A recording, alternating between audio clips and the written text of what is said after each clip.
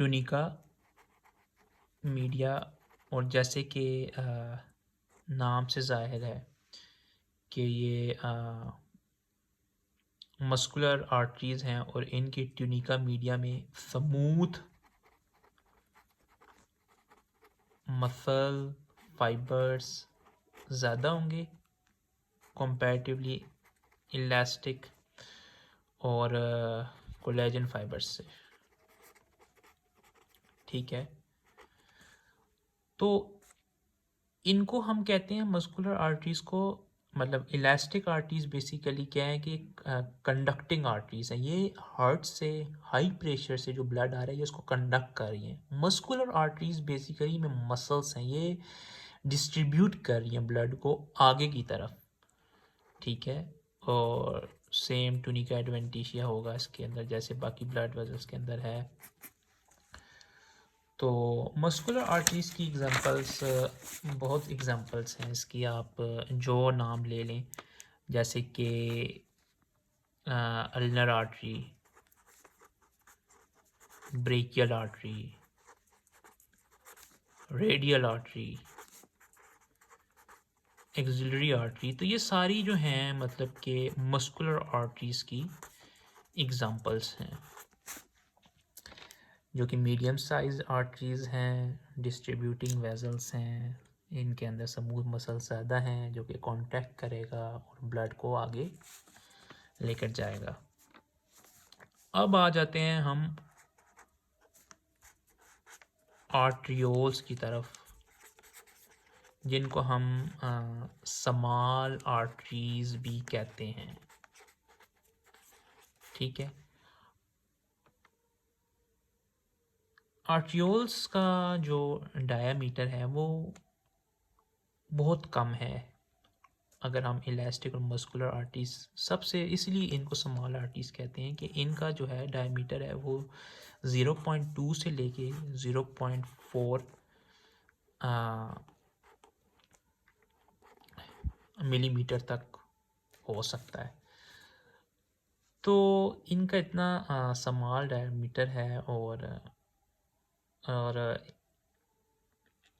एक तरह से हम अगर बात की जाए तो ये जो आर्टियोल्स हैं ये, इनको हम रेसिस्टेंस वेजल्स कहते हैं। क्यों? क्योंकि डायमीटर कम होने की वजह से ब्लड को देखें, ये जो हम बाद में बात करेंगे, लेकिन थोड़ा सा अगर हम ब्लड प्रेशर का फॉर्मूला देखें तो ब्लड प्रेशर होता है product of cardiac output and total peripheral resistance. अब जो कार्डियक आउटपुट है वो हार्ट की वजह से है, जो कि सिस्टोलिक ब्लड प्रेशर जो है वो कॉज कर रहा है, और जो टोटल पेरिफेरल रेजिस्टेंस है वो आर्ट्रियोल्स की वजह से है, because arterioles offer resistance to blood flow which play an important role in regulation of blood pressure. तो ये जो है डायस्टोलिक ब्लड प्रेशर को प्रेजेंट करता है। तो आर्ट्रियोल्स रेसिस्टेंस ब्लड वेसल्स हैं क्योंकि उनका डायमीटर कम है, इसीलिए वो ब्लड फ्लो को रेसिस्टेंस प्रोवाइड कर रही हैं, और जितना आर्टरीज सपोज करें कॉन्ट्रैक्ट होगी उतनी ज़्यादा रेसिस्टेंस ज़्यादा होगी, उतनी ज़्यादा रेसिस्टेंस ज़्यादा होगी तो उतना ज़्यादा टोटल पेरिफेरल रेसिस्टेंस ज़्यादा होगी, उतना ज़्यादा डायस्टोलिक ब्लड प्रेशर ज़्यादा होगा। जब डायस्टोलिक ब्लड प्रेशर ज़्यादा होगा तो हार्ट को ज़्यादा पंप करना पड़ेगा, फोर्स करना पड़ेगा ब्लड को आगे पुश करने के लिए, तो सिस्टोलिक ब्लड प्रेशर भी बढ़ जाएगा और एज अ रिज़ल्ट हमारे पास बीपी ज़्यादा हो जाएगा।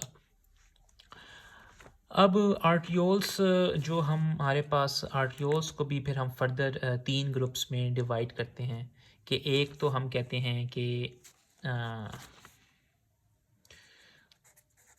Large arterioles. ठीक है, लार्ज आर्ट्रियोल्स में बेसिकली जो टूनिका मीडिया है ना, देखिए टूनिका मीडिया में डिफरेंस आता जा रहा है, बाकी इंटीमा भी सेम है और एडवेंटिशिया भी सेम है जैसे कि हमने पीछे पढ़ा। इसमें जो है हमारे पास 2 लेयर्स होंगी, 2 सर्कुलर लेयर्स होंगी ऑफ स्मूथ मसल फाइबर्स। ठीक है,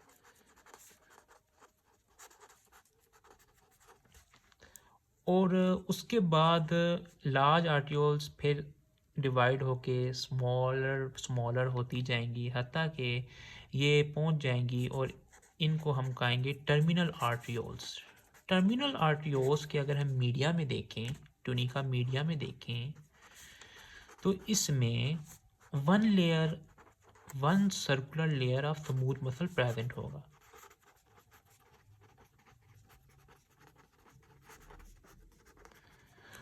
और terminal arterioles finally divide and give rise to meta arterioles. Meta arterioles जो हैं वो उनके ट्यूनिका मीडिया में सर्कुलर लेयर नहीं होगी बल्कि डिसकंटिन्यूअस लेयर होगी। डिसकंटिन्यूअस, जैसे कि ये सर्कुलर लेयर्स हैं, ये कंटिन्यूअस थी, मतलब कि 2 लेयर्स होंगी ट्यूनिका मीडिया में, इस तरह सर्कुलर मसल फाइबर्स की ना बीच में थोड़ा सा इलास्टिन और कोलेजन, लेकिन इसमें जो है डिसकंटिन्यूअस लेयर होगी ऐसे, ठीक है। और मेटा आर्ट्रियोल्स जो हैं वो फिर आगे कैपिलरीज में जाती हैं, ठीक है। अब मेटा आर्ट्रियोल्स कैपिलरीज में वो जा रही हैं, लेकिन यहाँ पे जहाँ पे मेटा आर्ट्रियोल्स ख़त्म हो रही हैं और कैपिलरीज शुरू हो रही हैं, वहाँ पे एक स्मूथ मसल का रिंग प्रेजेंट होता है जिसे हम कहते हैं प्री कैपिलरी स्फिंक्टर। ये प्री कैपिलरी स्फिंक्टर अगर बिल्कुल क्लोज हो जाए तो उस टिश्यू को ब्लड सप्लाई रुक जाएगी, और ये ओपन हो जाए तो उस टिश्यू को ब्लड सप्लाई बढ़ जाएगी, ठीक है, ज़्यादा हो जाएगी या नॉर्मल रहेगी। तो ये जो है, अब इसका क्या इंपॉर्टेंस है, फॉर एग्जांपल एक हम एक्सरसाइज करते हैं और मसल्स को ब्लड सप्लाई ज़्यादा चाहिए और as compare to other tissues, तो जो प्री कैपिलरी स्फिंक्टर होगा ना, मसल जो स्केलेटल मसल्स को में जो कैपिलरीज होंगी, वो ये स्फिंक्टर ओपन हो जाएगा ताकि ब्लड फ्लो मैक्सिमम जाए मसल्स को, और जो अदर टिश्यूज़ है जिनकी ज़रूरत नहीं है ड्यूरिंग एक्सरसाइज, वहाँ पे प्री कैपिलरी स्फिंक्टर क्लोज हो जाएगा। इसी तरह जैसे अब हाइपोक्सिया होता है तो टिश्यूज़ में ऑक्सीजन कम हो जाता है, प्री कैपिलरी स्फिंक्टर ओपन होता है, फुली डायलेट होता है ताकि ब्लड फ्लो वहाँ पे ज़्यादा से ज़्यादा हो सके। और जो आर्ट्रियोल्स हैं उनकी अगर बात की जाए कि वो डायलेट हो, मतलब वो ब्लड फ्लो को रेगुलेट कर सकती हैं by increasing their size 4 times, वो जो है अपने साइज से इंक्रीज होके ब्लड फ्लो को ज़्यादा कर सकती हैं, ठीक है। अब हमारे पास जो अगली ब्लड वेसल है वो है कैपिलरीज। अच्छा, कैपिलरीज जो है ना, इनका ट्यूनिका इंटीमा मीडिया एडवेंटिशिया नहीं होता। इनका बेसिकली क्या होता है, आप इसको ऐसे समझ लें कि ये एंडोथीलियल ट्यूब्स हैं जो कैपिलरीज हैं, एंडोथीलियल ट्यूब्स हैं, ठीक है। और इनका अगर हम स्ट्रक्चर की बात की करें तो एक मतलब एंडोथीलियम होगी, ठीक है, और बेसमेंट मेम्ब्रेन होगी। और बेसमेंट मेम्ब्रेन कॉमन होती है to another type of cells, जैसे हम पेरिसाइट्स कहते हैं, ठीक है। एंडोथीलियम सेल्स की भी बेसमेंट मेम्ब्रेन वही है जो कि पेरिसाइट्स की है, ठीक है, दोनों की बेसमेंट मेम्ब्रेन शेयर हो रही है, ठीक है। पेरिसाइट्स को हम एक और नाम भी देते हैं जिसको हम कहते हैं म्यूरल सेल्स। पेरिसाइट्स बेसिकली क्या है कि ये रैप कर रहे हैं एंडोथीलियल सेल्स को, और इनके अंदर एक्टिन, इनके साइटोप्लाज्म में अगर देखा जाए तो एक्टिन, मायोसिन एंड ट्रोपोमायोसिन होती है। इसका मतलब ये है कि ये जो सेल्स हैं ये कॉन्ट्रैक्ट कर सकते हैं जो कि ब्लड को आगे पुश कर रहे हैं। इनके अंदर मीडिया नहीं है, स्मूथ मसल्स नहीं है, लेकिन पेरिसाइट्स के इनके पास हैं कैपिलरीज के अंदर, जिनके अंदर एक्टिन है और मायोसिन है, ट्रोपोमायोसिन है, जो कि कॉन्ट्रैक्टाइल एलिमेंट्स हैं जो कि कॉन्ट्रैक्ट करेंगे और ब्लड को आगे पुश करेंगे। तो कैपिलरीज के आगे फर्दर 3 टाइप्स हैं कैपिलरीज की।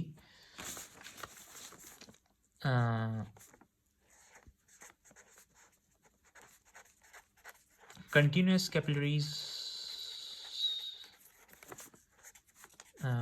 फेनेस्ट्रेटेड कैपिलरीज और डिसकंटिन्यूस या साइनोसॉइडल कैपिलरीज।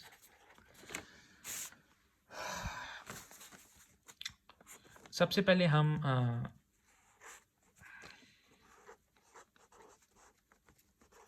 कंटिन्यूस कैपिलरीज की बात करते हैं।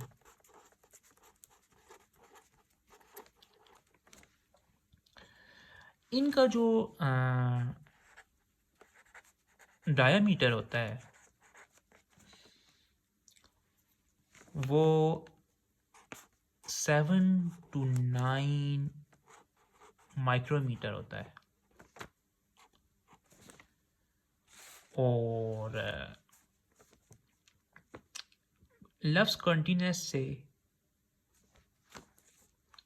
ये है हमारी कि इसके जो एंडोथीलियल सेल्स हैं ये बिल्कुल आपस में जुड़े होते हैं बाय ओक्लूडिंग जंक्शंस। ओक्लूडिंग जंक्शंस कह लें या आप इनका जो दूसरा नाम है वो टाइड जंक्शंस कह लें।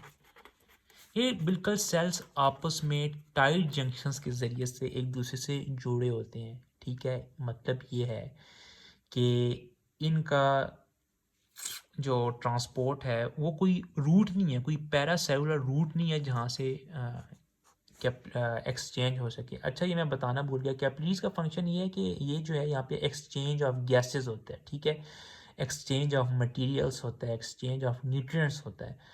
तो यहाँ पे क्योंकि पैरासेलुलर रूट में मतलब कुछ भी कोई क्योंकि स्पेस ही नहीं है, कोई गैप नहीं है, तो जो न्यूट्रिएंट्स हैं वो ट्रांसपोर्ट नहीं हो सकते from the paracellular route to the cell. तो क्या होता है कि इनमें ट्रांससाइटोसिस होती है। मतलब ये है कि कैपिलरीज, अगर मैं ये कैपिलरी एक बनाऊं, कंटिन्यूस कैपिलरी बनाऊं, यहाँ से ब्लड फ्लो जा रहा है, ठीक है, यहाँ पे ऑक्सीजन होगी और न्यूट्रिएंट्स होंगे वगैरह वगैरह, और यहाँ पे एक सेल है जिसको ये सारी चीज़ें चाहिए। अब यहाँ से ये चीज़ इधर नहीं जा सकती, ठीक है, जो न्यूट्रिएंट्स हैं अगर जो सेल को चाहिए, लेकिन क्या होगा कि यहाँ से एंडोसाइटोसिस होगी और यहाँ से एक्सोसाइटोसिस होगी। इस प्रोसेस को हम कहते हैं ट्रांससाइटोसिस। ठीक है, जो न्यूट्रिएंट्स वगैरह जो इम्पोर्टेंट जो सेल की ज़रूरत है वो ट्रांससाइटोसिस के ज़रिए से सेल को पहुंचाई जाएंगी।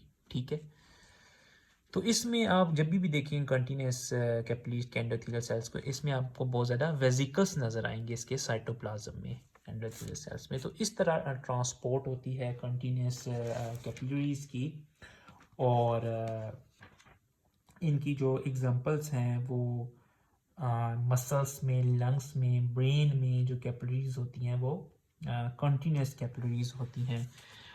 मसल्स में, लंग्स में, ब्रेन में जो कैपिलरीज हैं वो कंटिन्यूस कैपिलरीज हैं। और मोस्ट ऑफ द जो बॉडी की कैपिलरीज हैं वो कंटिन्यूस कैपिलरीज हैं। ठीक है, उसके बाद जो हमारे पास दूसरी है वो है fenestrated capillaries, right. Fenestrated capillaries का भी डायमीटर वही है जो कि कंटिन्यूस कैपिलरीज का है। क्या था, 7 to 9 माइक्रोमीटर्स। किस तरह वो डिफरेंट करती हैं ये कंटिन्यूस कैपिलरीज से। ये एक मैंने एंडोथेलियल सेल बनाया है, ये दूसरा और ये तीसरा, ये भी आपस में टाइट जंक्शंस या ओक्लूडिंग जंक्शंस से जुड़ी होती हैं। ठीक है,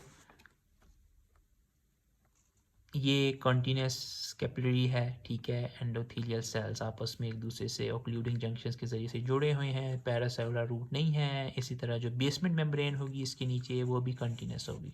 ओके, अच्छा, ये भी आपस में ओक्लूडिंग, लेकिन क्या है जो एंडोथेलियल सेल्स हैं उनके पास इंट्रासेलुलर पोर्स हैं, ठीक है, जिसको हम फेनेस्ट्रेशंस कहते हैं।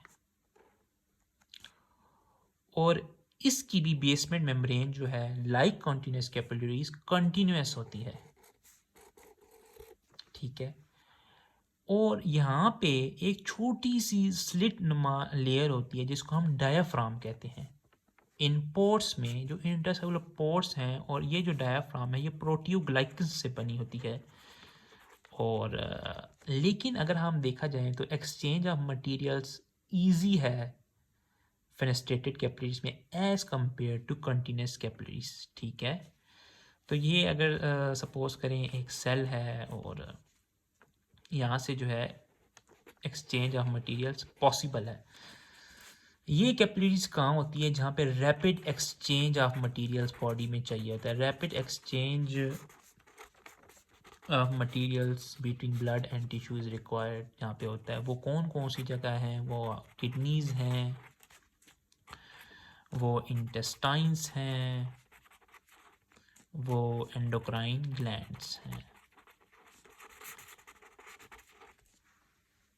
इसके बाद जो लास्ट में डिसकंटिन्यूस या साइनोसाइडल कैपिलरीज हैं,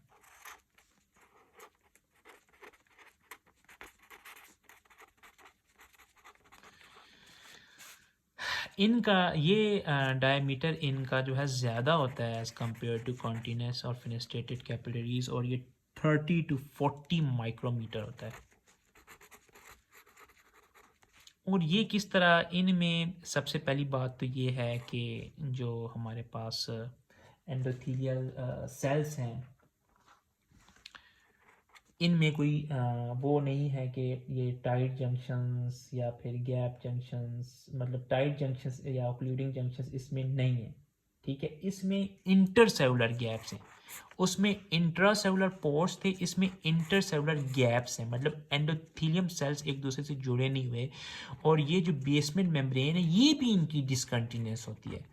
तो यहाँ पे तो मतलब एक्सचेंज ऑफ मटेरियल्स कंपैरेटिवली अगर हम फेनेस्ट्रेटेड से बात करें तो बहुत ही ज़्यादा इजी है। और यहाँ पे मैक्रोमोलिक्यूल्स का एक्सचेंज बहुत इजी होता है। इस तरह की जो कैपिलरीज हैं ये लीवर, स्प्लीन और बोन मैरो में ज़्यादातर पाई जाती हैं। एक एंडोक्राइन ग्लैंड है एड्रीनल ग्लैंड्स में, वहाँ पे भी मतलब एड्रीनल ग्लैंड्स कह लें या आप इसको सुप्रारीनल ग्लैंड कह लें, क्योंकि किडनीज के बिल्कुल ऊपर होते हैं। तो यहाँ पे जो है साइनोसाइडल कैपिलरीज होती हैं। और आप इनमें एक और बात भी होती है कि इनमें आप अगर इनकी वॉल में देखेंगे तो इनकी वॉल में आपको फैगोसाइटिक सेल्स भी नज़र आएंगे।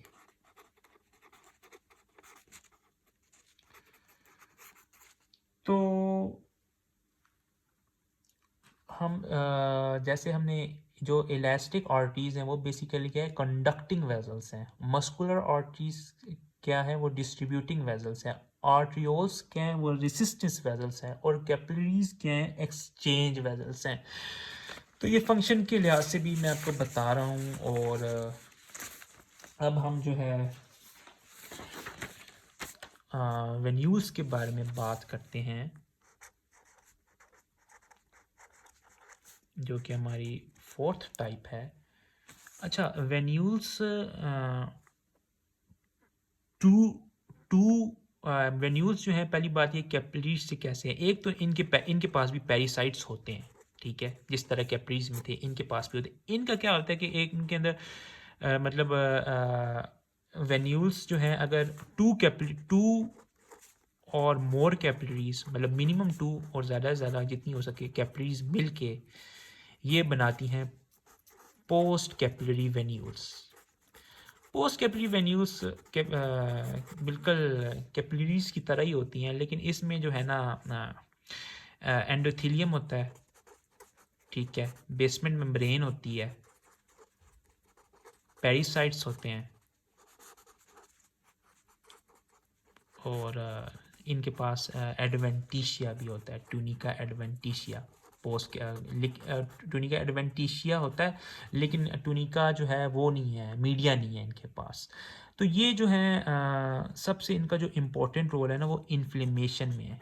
इन्फ्लेमेशन एक बहुत बड़ा टॉपिक है, लेकिन जब इन्फ्लेमेशन होती है ना तो जिस इन्फ्लेमेशन जहाँ जिस टिश्यू में होती है ना, वहाँ की जो पोस्ट कैपिलरी वेन्यूल्स होती है ना, उसके ज़रिए से ब्लड वेसल में जो ल्यूकोसाइट्स हैं वो वहाँ पे पहले अटैच होते हैं, फिर रोल होते हैं, फिर वहाँ से माइग्रेट होते हैं पोस्ट कैपिलरी वेन्यूल्स से टुवर्ड द टिश्यू।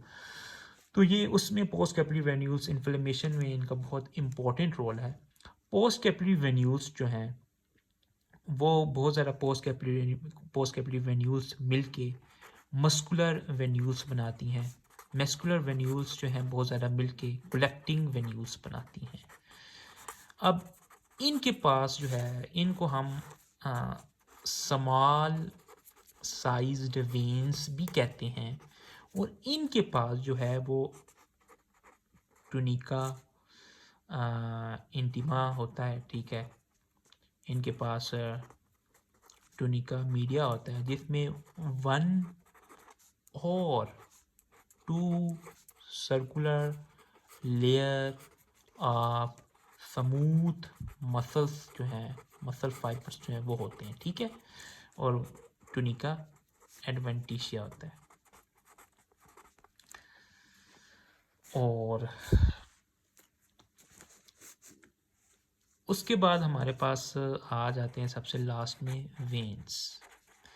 वेन्स को हम फिर ये मीडियम साइज्ड वेन्स होती हैं और लार्ज साइज्ड वेन्स हैं। जो मीडियम साइज्ड वेन्स हैं वो कलेक्टिंग वेन्यूल्स मिल के जो है वो मीडियम साइज्ड वेन्स बनाते हैं, और इनमें जो है बिल्कुल वैसा ही टूनिका इंटीमा होता है, ठीक है। टूनिका मीडिया होता है और टूनिका एडवेंटिशिया होता है। जो टूनिका एडवेंटिशिया है वेन्स का, वो सबसे ज़्यादा थिक होता है, ठीक है। और इसमें जो है आपके पास स्मूथ मसल सेल्स होंगे, फाइबर्स होंगे, लेकिन लेकिन लेकिन उससे ज़्यादा जो है सबसे ज़्यादा इसमें कोलेजन फाइबर्स होंगे। देखें, इलास्टिक और मस्कुलर आर्टरीज में भी कोलेजन फाइबर्स थे, लेकिन वो कम थे। उनमें जो इलास्टिक आर्टरीज थी उनमें उनके अंदर इलास्टिक फाइबर्स बहुत ज़्यादा थे। और हम अगर मीडियम और लार्ज साइज वेन्स की बात करें तो इनमें जो है स्मूथ मसल फाइबर्स हैं, ठीक है। तो लेकिन जो है इनमें जो मीडिया में आप देखेंगे तो आपको कोलेजन फाइबर्स कंपैरेटिवली आर्टरीज से आपको ज़्यादा नज़र आएंगे। कोलेजन फाइबर्स होते हैं इनमें, इसीलिए इनको रिजर्वायर वेजल्स कहते हैं। मतलब कि अगर आप टोटल ब्लड वॉल्यूम देखें ना किसी भी टाइम पे, तो 70% जो ब्लड है वो वेन्स में होगा, ठीक है। वो होल्ड कर सकते हैं ब्लड को।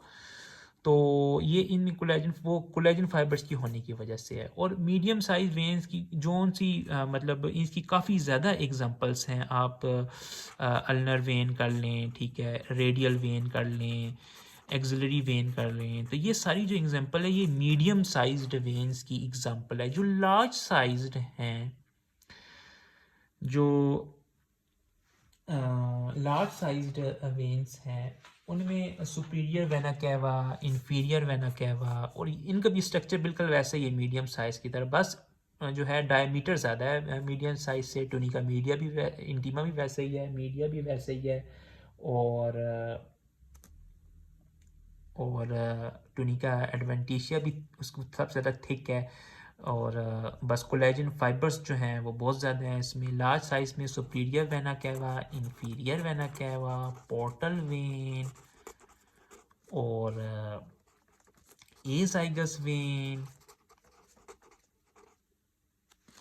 और इंटरनल जुगुलर वेन। तो ये सारी जो है ना ये लार्ज साइज वेन्स की एग्जांपल्स हैं। और मीडियम साइज की में मैं एक बात बताना चाहता हूँ कि इसमें जो ग्रेट सेफनेस वेन है, जो लोअर लिम्ब से आ रही है, ग्रेट सेफनेस वेन, ये एक ऐसी मीडियम साइज्ड वेन है जिसके tunica media, tunica intima, tunica media और ट्यूनिका एडवेंटिशिया, तीनों की तीनों लेयर्स में स्मूथ मसल फाइबर्स होते हैं। ये एक एक्सेप्शन है, ठीक है, स्मूथ मसल फाइबर्स होते हैं, स्मूथ मसल फाइबर्स होते हैं तीनों की तीनों लेयर्स में। इसमें जो है वो ये सर्कुलरली अरेंज्ड होंगे, इसमें लॉन्गिट्यूडली इन दोनों लेयर्स में रन कर रहे होंगे। तो ये हमारा जो है रिजर्वायर वेजल्स और वेन्स, ये हमारा टॉपिक ख़त्म होता है।